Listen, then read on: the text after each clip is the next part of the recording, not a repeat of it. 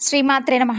అందరికీ అమ్మవారి ఆశీస్సులు ఎప్పుడు ఉండాలని మనస్ఫూర్తిగా ఆ తల్లిని వేడుకుంటూ ముందుగా అందరికీ కూడా మహాశివరాత్రి శుభాకాంక్షలు. పరమ పవిత్రమైనటువంటి ఈ రోజున స్వామివారి గురించి కొన్ని కథలను విని స్వామి అనుగ్రహాన్ని పొందుదాం. పరమేశ్వరుడు ఐశ్వర్య ప్రదాత. ఆయనను నమ్మి కొలిచిన వారికి ఎవరికైనా కానీ నిజంగా స్వామి కల్పవృక్షమనే చెప్పుకోవాలి.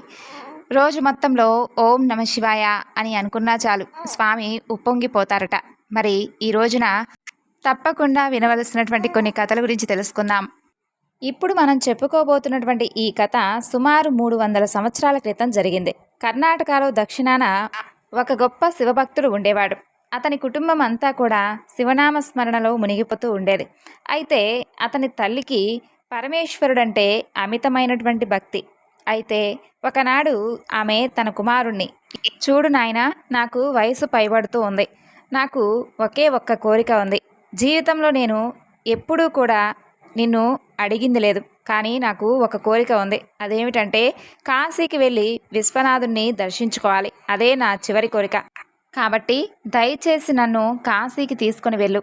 నాకు వయసు పైబడుతుంది. నేను చనిపోకముందే నన్ను కాశీకి తీసుకుని వెళ్ళు నాయనా. ఇదే నేను నిన్ను అడుగుతున్నటువంటి చివరి కోరికగా భావించు అని అంటుంది. నేను అక్కడికి వెళ్ళి చనిపోవాలని నాకు ఆశగా ఉంది అని మరీ వేడుకొని తన కొడుకు చెబుతుంది.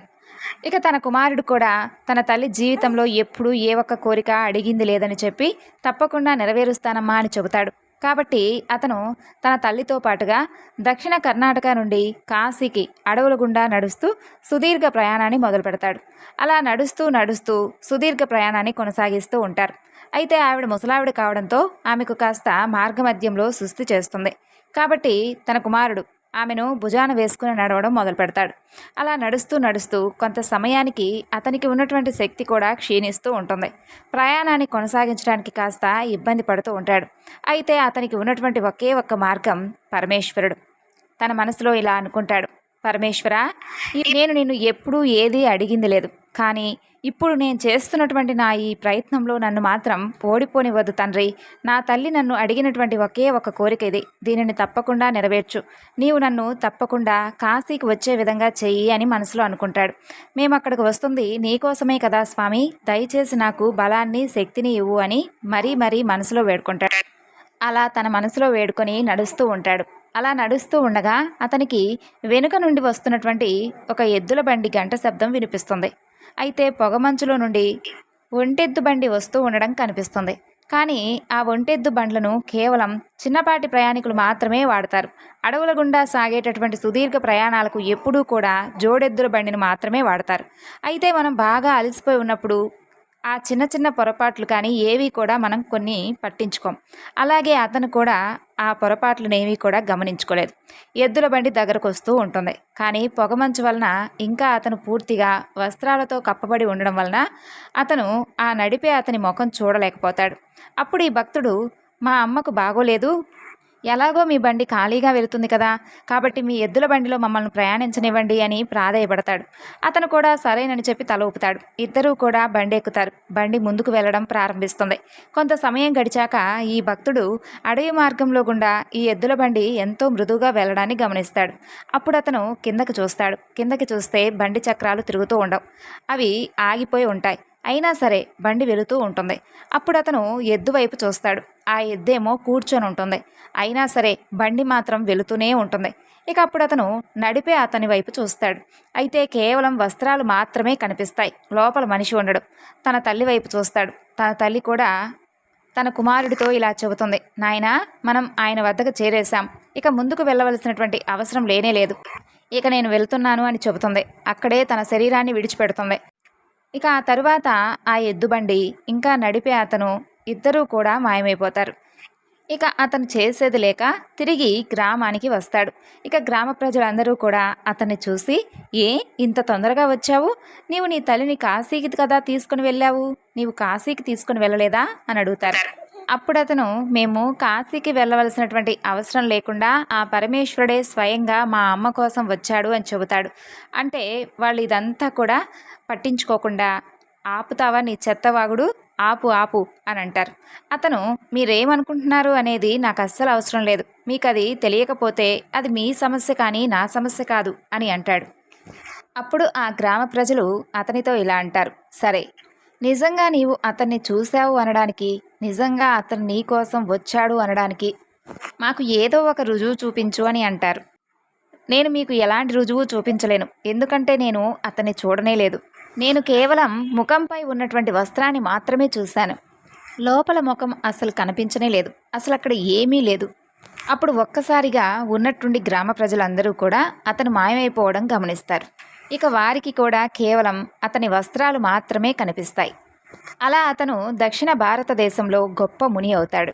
అలా అతను ఎక్కడికి వెళ్ళినా సరే అందరూ ఆయన్ను శూన్యముఖంగా గుర్తించేవారు. అలా ఆయన అందరి మన్నలను పొంది ఒక శివరాత్రి రోజున శివైక్యం చెందాడు. పూర్వం శబరి నదీ తీరమందున ఒక అరణ్యంలో కులీనుడు అనే ఒక బోయవాడు తన భార్యా బిడ్డలతో నివసిస్తూ ఉండేవాడు. తనకు వేట తప్ప మరొక ఆలోచన అనేది లేదు. కడుమూర్ఖుడు. వేటకు వెళ్ళడం, జంతువులను చంపడం, వాటిని కాల్చి తిని తాను తన భార్యా బిడ్డలకు తినిపించడం, ఇవి తప్ప మరేమీ కూడా తెలియదన్నమాట అతనికి. అయితే జంతువులను వేటాడటంలో ఎంతో నేర్పు కలిగినవాడు. క్రూర మృగాలు సహితం ఆ బోయవాడిని చూసి భయపడి పారిపోయేవి. అందువలన అతను వనమంతా కూడా నిర్భయంగా తిరుగుతూ ఉండేవాడు. అయితే ఒకనాడు ప్రతిరోజులాగా వేటకు వెళ్లేందుకై బయలుదేరి వెళ్తాడు. ఆనాడు జంతువులేమీ కూడా అతని కంట పడలేదు. సాయంకాలం అవుతుంది. ఒట్టి చేతులతో ఇంటికి వెళ్లేందుకు అతని మనసు అస్సలు అంగీకరించకపోవడం వలన పొద్దుగూకిపోవచ్చులే అని చెప్పి అక్కడే ఉన్నటువంటి మారేడు చెట్టు పైకెక్కి ఒక్క జంతువైనా రాకుండా ఉంటుందా అనుకుంటూ ఎదురు చూస్తూ ఉంటాడు. అలా తెల్లవారుతున్న సమయంలో చలి ఎక్కువగా ఉండేటటువంటి ఆ సమయంలో మంచు బాగా కురుస్తూ ఉంటుంది. ఇక కొమ్మలను దగ్గరకు లాక్కొని వాటితో తన శరీరాన్ని కప్పుకుంటాడు. ఆ కొమ్మలకు ఉన్నటువంటి కొన్ని ఎండుటాకులు రాలి చెట్టు కిందే ఉన్నటువంటి శివలింగం మీద పడతాయి. ఆ రోజు మహాశివరాత్రి. అందులోనూ ఆ బోయవాడు రాత్రంతా తిండి తినక జాగరణలో ఉంటాడు. అయితే అతనికి ఏమీ తెలియకపోయినప్పటికీ మారేడు పత్రములు శివలింగంపై పడ్డాయి కాబట్టి ఇంకేముంది, శివరాత్రి మహిమ ఆ బోయవాడికి సంప్రాప్తిస్తుంది. మాఘమాసంలో కృష్ణపక్ష చతుర్దశి రాత్రి అంతా కూడా జాగరణ, పైగా శివలింగంపై బిల్వపత్రాలు పట్టడం వలన, పైగా తిండి లేక ఉపవాసం ఉండినవాడు అవడం వలన ఇవన్నీ కూడా ఆ బోయవాడికి మేలు చేసినవిగా మారతాయి. ఇక జరామరణాలకు హెచ్చు తగ్గులు కానీ శిశువృద్ధులు కానీ లేవు కదా. పూర్వజన్మలో చేసుకున్నటువంటి పాప పుణ్యాలను బట్టి మానవుడు తన జీవితాన్ని గడపవలసిందే. మరికొన్ని సంవత్సరాలకు ఆ బోయవాడికి వృద్ధాప్యం కలిగి మరణం ఆసనమయ్యేటటువంటి వేళ ప్రాణాలు విడిచిపెడతాడు. వెంటనే యమభటులు వచ్చి అతని ప్రాణాలు తీసుకుపోతూ ఉండగా కైలాసం నుండి శివదూతలు వచ్చి యమదూతల చేతిలో ఉన్నటువంటి ఆ బోయవాడి జీవాత్మను తీసుకొని పరమేశ్వరుడి దగ్గరకు వెళ్తూ ఉంటారు. అయితే యమభటులు చేసేది లేక యముడితో జరిగినటువంటి విషయం అంతా చెబుతారు. వారి మాటలు విన్నటువంటి యమధర్మరాజు కొంత తడు ఆలోచించి పరమేశ్వరుడి వద్దకు వెళ్తాడు. శివుడు, పార్వతి, గణపతి, కుమారస్వామి, నంది, తుంబుర, నారద గణాలతో ఆ కొలువు తీరు ఉన్నటువంటి కైలాసంలోకి యమధర్మరాజు అడుగు పెడతాడు. ఆ సమయంలో యముడు వచ్చి పరమేశ్వరుడికి నమస్కరిస్తాడు. ఉమాపతి యముణ్ణి దీవించి ఉచితాసనమిచ్చి కుశల ప్రశ్నలు అడిగి వచ్చినటువంటి కారణం ఏమిటి అంటూ ప్రశ్నిస్తాడు. అప్పుడు యమధర్మరాజు, మహేష, చాలా దినాలకు మీ దర్శన భాగ్యం కలిగినందుకు చాలా ఆనందిస్తున్నాను స్వామి. నా రాకకు కారణం ఏమిటంటే ఇంతకు ముందు మీ దూతలు తీసుకువచ్చినటువంటి ఆ బోయవాడు మహాపాపి, క్రూరుడు, దయా దాక్షిణ్యాలు లేకుండా అనేక జీవహింసలు చేశాడు స్వామి. ఒక దినమున అంటే మహాశివరాత్రి నాడు తాను యాదృచ్ఛికంగా జంతువులు దొరకపోవడం వలన తిండి తినలేదు. ఆ రాత్రి చలి బాధకు తట్టుకోలేక బిల్వపత్రాలను కప్పుకున్నాడు. జంతువులను వేటాడేందుకై రాత్రి అంతా కూడా మెలకువగా ఉన్నాడు. కానీ చిత్తశుద్ధితో తాను శివలింగాన్ని పూజించలేదు కదా. కాబట్టి అతన్ని కైలాసానికి తీసుకుని వచ్చుట భావ్యమా? అంత మాత్రమునే అతనికి కైవల్యం దొరుకునా స్వామి అంటూ యమధర్మరాజు విన్నవించుకుంటాడు. అప్పుడు పరమేశ్వరుడు యమధర్మరాజును, యమ, ప్రీతికరమైనటువంటి మహాశివరాత్రి పర్వదినమున బిల్వపత్రములు నాపైన వేసి తిండి లేక జాగరణతో ఉన్నటువంటి ఆ బోయవాడు కూడా పాప విముక్తుడు కాగలడు. అదెలా అంటే ఆ బోయవాడికి కూడా ఆ వ్రతఫలం దక్కవలసిందే కదా. ఆ బోయవాడు పాపాత్ముడే అయినప్పటికీ ఆనాటి రాత్రి శివరాత్రి. ఆ యొక్క శివరాత్రి వ్రతమహిమ వలన నా ఈ సాయుధ్యం అతనికి ప్రాప్తించింది అంటూ పరమేశ్వరుడు యముడికి వివరిస్తాడు. ఇక యమధర్మరాజు చేసేది లేక చంద్రశేఖరుడి వద్ద నుండి వీడ్కోలు తీసుకొని అక్కడి నుండి వెళ్ళిపోతాడు.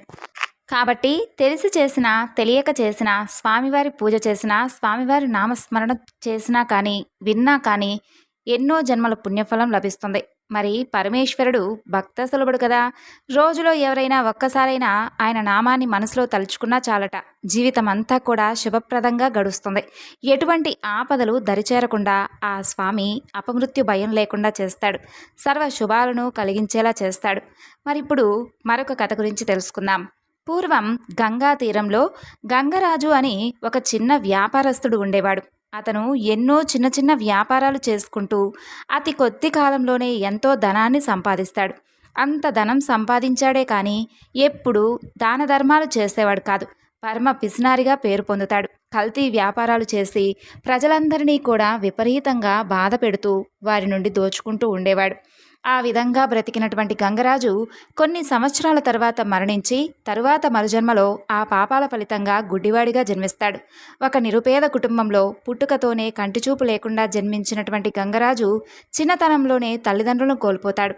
ఏ ఆధారం లేక జోలె పట్టుకుని ఆ వీధి ఈ వీధి తిరుగుతూ అడుక్కుంటూ బ్రతికేవాడు. ఒక్కొక్క ఊర్లో కొన్ని నెలలు నివసించి ఆ తరువాత మరో ఊరికి చేరుకునేవాడు. అలా కొన్ని రోజుల తర్వాత గంగరాజు లింగాలపల్లె అనే ఊరికి చేరుకుంటాడు. ఆ ఊరిలో ఉన్నటువంటి పరమేశ్వరుడి ఆలయం ఎంతో మహామహిమాన్వితమైనదిగా ప్రసిద్ధి చెందుతుంది. అంతేకాదు, ఆ ఊరిలో దాదాపు ప్రతి చెట్టు కింద ఒక శివలింగం ఉంటుంది. పురాతన కాలంలో ఆ దేవతలే ఈ శివలింగాలను ప్రతిష్ఠించారని ఊరు ప్రజలందరూ కూడా చెప్పుకుంటూ ఉండేవారు. ఆ ఊరికి చేరినటువంటి గంగరాజు ఒక పెద్ద చెట్టు కింద నివసిస్తూ ప్రతిరోజు ఉదయం సాయంత్రం ఊర్లోకి వెళ్ళి భిక్షాటన చేసి వచ్చేవాడు. దొరికిన దానిని తింటూ కాలం గడిపేవాడు. అలా ఒకనాడు ఉదయం భిక్షాటనకు వెళ్ళినటువంటి గంగరాజుకు ఎవ్వరూ ఏ పదార్థాలు అతని పాత్రలో వేయలేదు. సరే, సాయంత్రం ఏదైనా దొరుకుతుందేమో అని అనుకుంటాడు. సాయంత్రం కూడా తిరిగి అన్ని వీధులు తిరుగుతాడు. కానీ ఎవ్వరూ ఏ పదార్థం భిక్షగా వేయలేదు. ప్రతిరోజు ఏదో ఒకటి తనకు లభించేదే. మరి ఆ రోజు ఎవరూ కూడా తనకు ఎందుకు భిక్ష వేయలేదా అనేది అతనికి అర్థం కాదు. ఉదయం నుండి ఏ ఆహారం లేకపోవడం వలన ఒంట్లో ఓపిక లేక తిరిగి తిరిగి మరలా తన చెట్టు వద్దకు బయలుదేరుతాడు. ఒక్కసారిగా పెద్ద వర్షం మొదలవుతుంది. గంగరాజు తడిసి ముద్దవుతాడు. చివరకు ఒక చెట్టు కిందకు చేరుకుంటాడు. తన పాత్ర నిండా వర్షపు నీరు చేరడంతో నీటిని ఒక పక్కగా విసురుతాడు. అంతే, ఇంకేముంది, అప్పుడు ఒక అద్భుతం జరుగుతుంది. గంగరాజుకు ఒక్కసారిగా కంటి చూపు వస్తుంది. అంతేకాదు, తన పక్కనే బంగారు నాణేల మూట కూడా కనిపిస్తుంది. ఎదురుగా చూస్తే పరమేశ్వరుడు ప్రత్యక్షమై ఉంటాడు. గంగరాజు ఒక్కసారిగా ఆశ్చర్యపోతాడు. ఏమిటి ఇన్ని అద్భుతాలు అని అనుకుంటూ ఉండగానే పరమేశ్వరుడు ఇలా అంటాడు, నాయనా, ఈరోజు నాకు ఎంతో ప్రీతికరమైనటువంటి శివరాత్రి. అందులోనూ ఈ ఊరి ప్రజలందరూ కూడా ఉపవాసం ఉండడం వలన నీకు ఏ పదార్థమూ లభించలేదు. నీవు కూడా ఉపవాసం చేసిన వాడివయ్యావు. అంతేకాదు, కళ్ళు కనిపించకుండా నీకు తెలియకుండా నీవు విసిరినటువంటి నీ పాత్రలో ఉన్నటువంటి వర్షపు నీరు పక్కనే ఉన్నటువంటి నా శివలింగంపై పడ్డాయి. ఆ విధంగా నీవు నాకు అభిషేకం కూడా చేసిన వాడివయ్యావు. ఇంత పవిత్ర దినాన ఉపవాసం ఉండి నాకు అభిషేకం చేసి ఎంతో పుణ్యాన్ని నీవు సంపాదించుకున్నావు. అందువలన నీకు చూపును ప్రసాదిస్తున్నాను. ఈ బంగారు నాణ్యాలను తీసుకుని ఏదైనా కానీ చక్కగా వ్యాపారం చేసుకుని సుఖంగా జీవించు అని చెప్పి పరమేశ్వరుడు అంతర్ధానమవుతాడు. జరిగిన దానికి గంగరాజు ఎంతో సంతోషించి ఆ ధనంతో వ్యాపారం మొదలుపెట్టి ఎంతో ధనాన్ని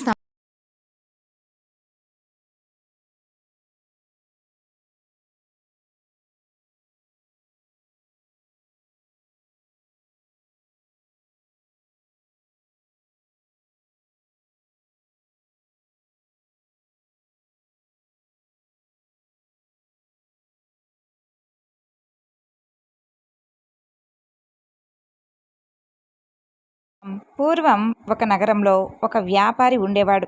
అతను ఆ నగరంలోనే చాలా ధనవంతుడు. అయితే ఎప్పుడూ కూడా దాన ధర్మాలు, పుణ్యకార్యాలు, పూజలు, వ్రతాలు లాంటివి చేసేవాడు కాదు. వాళ్ళు ధనవంతులే అయినప్పటికీ ఎప్పుడూ కూడా ఎలాంటి దాన ధర్మాలు చేసేవాడు కాదు. ఆ దంపతులకు మాత్రమే సంతానం కలగడం లేదు. సంతానం గురించి వాళ్ళు ఎప్పుడూ కూడా బాధపడుతూ ఉండేవారు. ఆ దంపతుల ఇంటి ముందే ఒక రావి చెట్టు ఉండేది. ఆ చెట్టుపైనే ఒక పిచ్చుక తన యొక్క నివాసాన్ని ఏర్పాటు చేసుకొని తన ఇద్దరు చిన్నపిల్లలతో కలిసి ఉంటూ ఉదయం ఊరిలోకి వెళ్ళి ఆహారం తీసుకుని వచ్చి తన పిల్లలకు తినిపిస్తూ ఉండేది. ఇక ఆ పక్షి ఆ విధంగా ప్రతిరోజు కూడా చేస్తూ ఉండేది. ఇక ప్రతిరోజు ఆ నగరంలోనే తిరుగుతూ ఆహారాన్ని సంపాదిస్తూ ఉండేది ఆ పక్షి. ప్రతిరోజు ముందుగా దగ్గరగా ఉన్నటువంటి ఆ యొక్క వ్యాపారి ఇంటికి వెళ్ళేది. కానీ అక్కడ ఒక్క ధాన్యపు గింజ కూడా ఆ పక్షికి లభించేది కాదు. అప్పుడు ఆ పక్షి తన మనసులో ఇలా ఆలోచిస్తూ ఉండేది. ఈ నగరంలో ఈ వ్యాపారిదే చాలా పెద్ద ఇల్లు, అలాగే ఇతను చాలా పెద్ద ధనవంతుడు కూడాను. కానీ ఇతను ఎప్పుడూ ఎవరికి ఎలాంటి దానం ఇవ్వడు.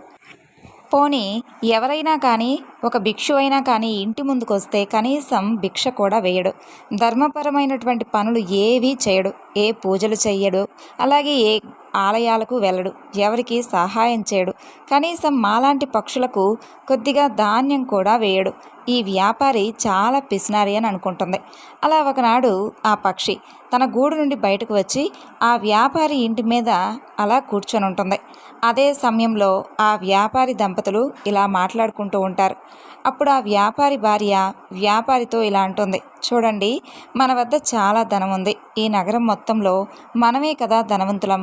మన వద్ద ధనం, బంగారం, ఆహారం, అసలు వీటి గురించినటువంటి చింత మనకు అసలు ఏమాత్రం లేదు.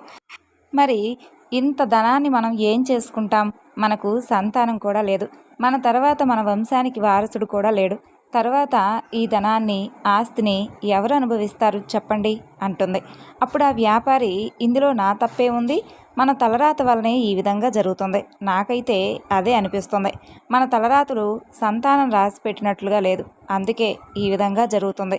ఎన్ని రోజులు జీవిస్తామో అన్ని రోజులు ఈ సుఖాలను, ఈ ధనాన్ని అనుభవిద్దాం. మన తర్వాత ఈ ధనం ఎవరికి రాసి పెట్టుంటే వారే అనుభవిస్తారులే అంటాడు. ఇలా ఆ ఇద్దరు భార్యాభర్తలు మాట్లాడుకుంటూ ఉంటున్నటువంటి మాటలన్నీ ఆ పక్షి జాగ్రత్తగా వింటుంది. ఆ తర్వాత అక్కడి నుండి ఎగిరిపోతుంది. ఒక్కరోజు కాదు, ఇక ఆ పక్షి ప్రతిరోజు కూడా ఆ యొక్క వ్యాపారి ఇంటి మీదే కూర్చొని వారిద్దరూ మాట్లాడుకుంటూ ఉన్నటువంటి మాటలను జాగ్రత్తగా వినేది. అలా ఆ వ్యాపారి భార్య కొద్దిగా మంచి స్వభావం కలిగి ఉండేది. అయితే ఆమె మనసులో దయాధర్మం ఉండేది. కానీ తన భర్తకు భయపడి ఎప్పుడూ కూడా పాపం దాన ధర్మాలు చేసేది కాదు. అలా ప్రతిరోజు తన ఇంటికి వస్తున్నటువంటి ఆ పక్షిని ఆమె బాగా గమనించింది. ఆ చిన్న పిచ్చుక ఆమెకు చాలా బాగా నచ్చింది. అలా ఆమె ప్రతిరోజు వ్యాపారికి తెలియకుండా దొంగతనంగా ఆ పక్షికి రుచికరమైనటువంటి పండ్లు, ధాన్యం వేయడం మొదలుపెట్టింది. ఇలా చాలా రోజులు గడిచిపోతాయి. ఆ పిచ్చుకకు ఆ వ్యాపారి భార్యకు మంచి స్నేహం ఏర్పడుతుంది. అప్పుడు ఆ పక్షి ఇలా ఆలోచిస్తుంది, ఈ వ్యాపారి భార్య చాలా మంచి హృదయం కలిగినది. కానీ ఆమెకు ఏ సంతానం లేక పాపం ఎప్పుడూ కూడా బాధపడుతూ ఉంటుంది. ఇక ఒక వివాహిత ఇప్పటి వరకు తల్లి కాలేదు. ఆమెకు ఎలాంటి సంతోషము కలగలేదు. అయితే ఒక స్త్రీ బాధ మరొక స్త్రీకి మాత్రమే తెలుస్తుంది. ఒక స్త్రీకి సంతానం కలిగినప్పుడు కలిగే ఆనందం ఎన్ని కోట్ల ధనం ఉన్నా కలగదు, ఎంత బంగారం ఉన్నా కలగదు. సంతానం కలిగినప్పుడే స్త్రీ జీవితం పరిపూర్ణం అవుతుంది. ఆమె నాకు ప్రతిరోజు కూడా ఎంతో ప్రేమతో ధాన్యం, మంచి మంచి పండ్లు ఇస్తుంది. ఆమెకు నేను రుణపడిపోయి ఉన్నాను. ఆమె ముఖాన్ని చూసి నేను తట్టుకోలేకపోతున్నాను. ఆమెకు ఎలాగైనా ఒక పుత్రుడు కలిగే మార్గాన్ని ఆలోచించాలని అనుకుంటుంది. అప్పుడు ఆ పక్షి కోరిన కోరికలు తీర్చేవాడు పరమేశ్వరుడు ఒక్కడే అని అనుకుంటుంది. ఆయనను వేడుకుంటే వీరికి తప్పకుండా సంతానం కలగవచ్చు. నాకు ఇంతకన్నా వేరే దారి లేదు. నేను ఒక చిన్న పక్షిని.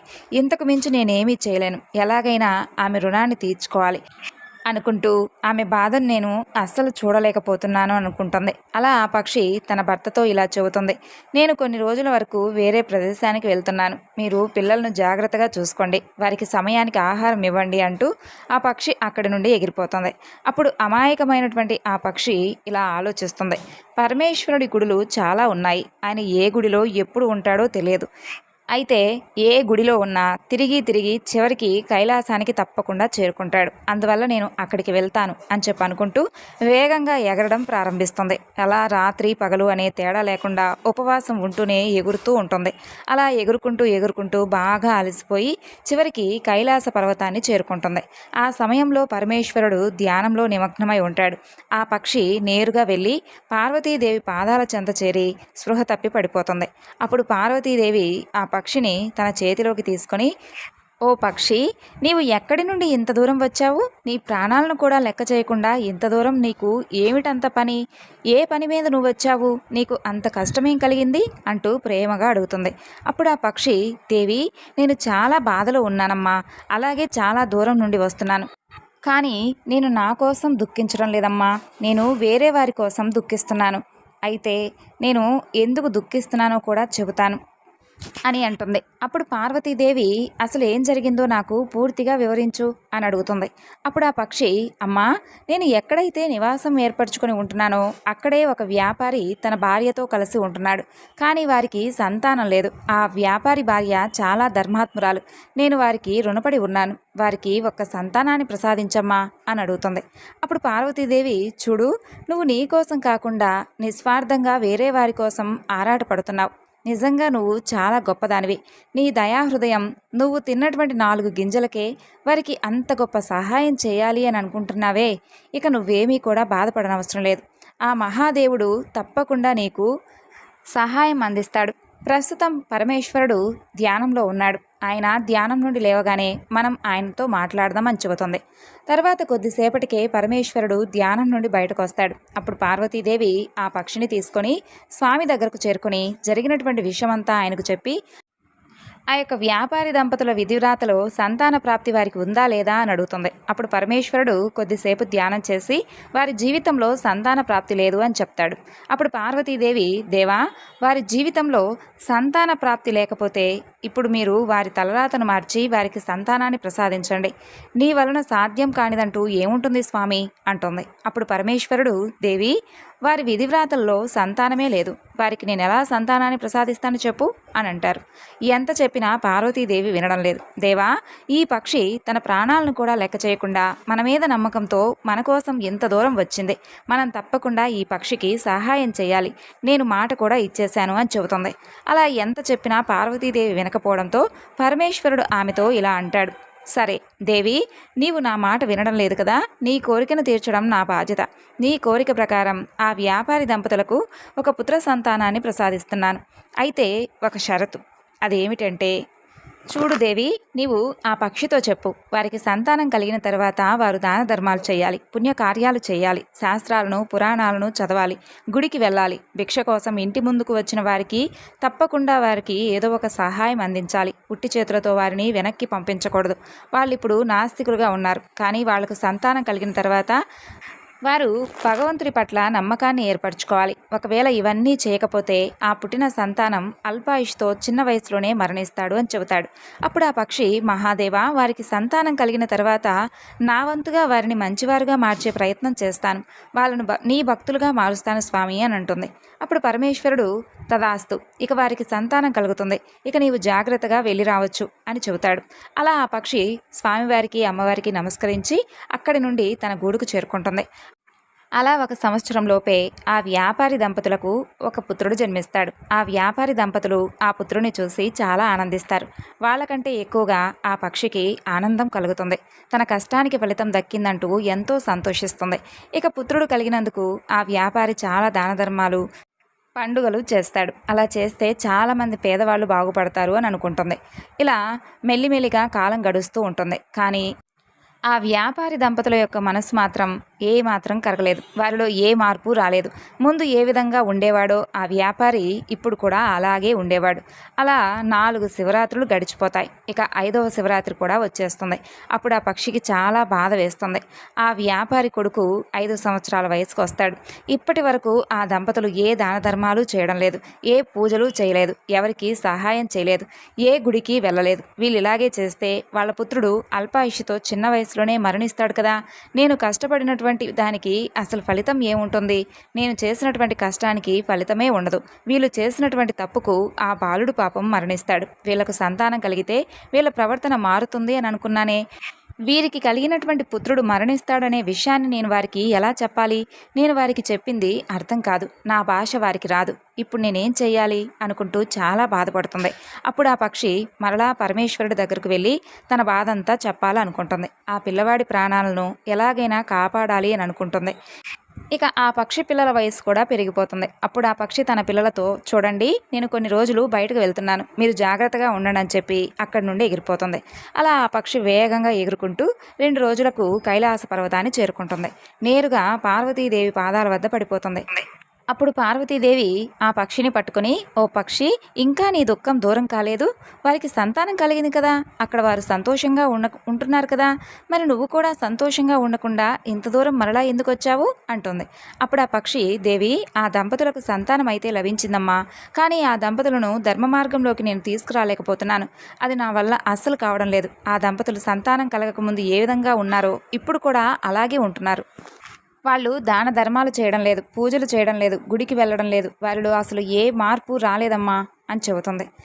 ఆ మాటలు విన్నటువంటి పరమేశ్వరుడు, అయితే వాళ్ళ పుత్రుడు అల్పాయుష్తోనే చిన్న వయసులోనే మరణిస్తాడు అని అంటాడు. అప్పుడు ఆ పక్షి ఏడుస్తూ, మహాదేవా, అలా జరగకూడదు, వారి పుత్రుడు దీర్ఘాయుష్తో బ్రతకాలి అంటూ తన తలను రాయికి వేసి కొట్టుకోవడం మొదలు పెడుతుంది. అది చూసినటువంటి పార్వతీదేవి ఆ పక్షిని పట్టుకొని, నువ్వు శాంతించు, నేను పరమేశ్వరుడితో మాట్లాడతాను కదా అంటుంది. అప్పుడు పార్వతీదేవి పరమేశ్వరుడితో ఇలా అంటుంది, దేవా, ఆ పక్షి ఆవేదనను ఒక్కసారి చూడండి.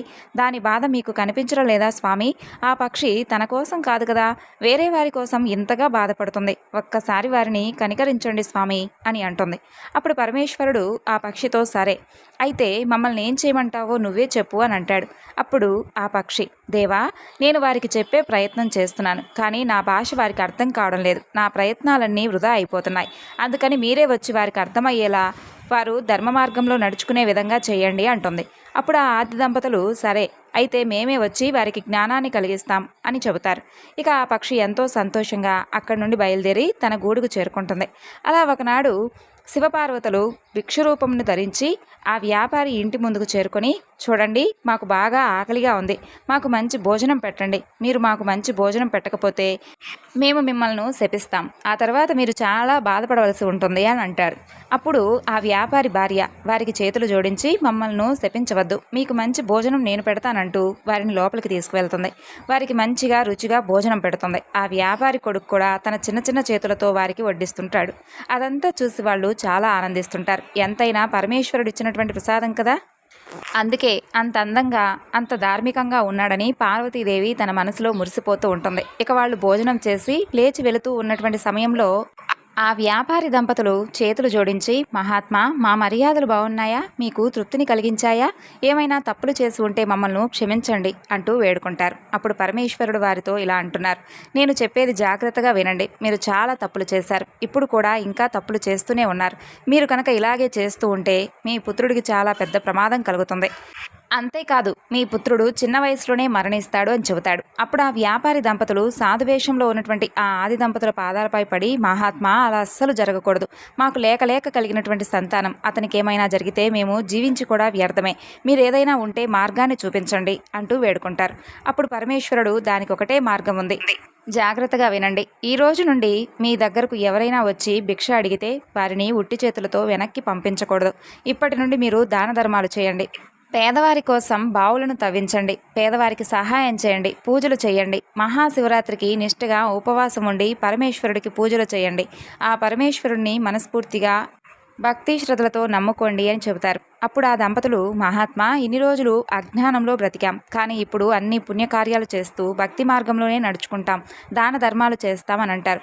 అప్పుడు పరమేశ్వరుడు ఇలా చెబుతాడు, చూడండి, అసలు ఈరోజు మీ ఇంట్లో ఈ పిల్లవాడు ఉన్నాడు అంటే అది మీ అదృష్టం కాదు, మీ తలరాతలో అసలు సంతానమే లేదు. ఇదంతా కూడా ఒక పక్షి చేసినటువంటి కష్టం. ఆ పక్షి వల్లే మీకు సంతానం లభించింది. ఆ పక్షి మీ ఇంటి దగ్గరే ఉంటూ ప్రతిరోజు మీ బాధను చూస్తూ నేరుగా కైలాసానికి చేరుకొని ఆ ఆది దంపతులను వేడుకొని మీకోసం పుత్రుని ప్రసాదించమని అడిగింది. ఆ పక్షి యొక్క భక్తి ఫలితమే ఈరోజు మీ ఇంట్లో ఒక పిల్లవాడు ఆడుకుంటున్నాడు అని చెబుతాడు. అప్పుడు ఆ వ్యాపారి దంపతులు, ఆ పక్షి ఇప్పుడు ఎక్కడ ఉంది అని అడుగుతారు. అదే సమయంలో ఆ పక్షి అక్కడికి చేరుకుంటుంది. అప్పుడు ఆ దంపతులు ఆ పక్షికి కూడా చాలా ధన్యవాదాలు చెబుతారు. అదే సమయంలో పార్వతీ పరమేశ్వరుడు తమ నిజరూపాన్ని ధరిస్తారు. అది చూసి ఆ వ్యాపారి దంపతులు చాలా ఆనందించి, మా జన్మ ధన్యమైందంటూ వారి పాదాలపై పడతారు. అదే రోజు మహాశివరాత్రి అవడంతో శివరాత్రికి సాక్షాత్తు పరమేశ్వరుడే తమ ఇంటికి రావడంతో ఆ దంపతులు ఎంతో ఆనందం వ్యక్తం చేస్తారు. ఆ రోజు ఉపవాసం ఉంటారు. ఊరందరికీ భోజనాలు ఏర్పాటు చేస్తారు. అప్పటి నుండి ఆ దంపతులు ఎంతో ఆనందంగా దాన ధర్మాలు చేస్తూ మిగిలిన జీవితాన్ని చాలా సుఖంగా సంతోషంగా గడుపుతారు. విన్నారు కదండి, స్వామివారి గురించి చెప్పుకున్నటువంటి కథలన్నీ మీ అందరికీ నచ్చాయనుకుంటున్నాను.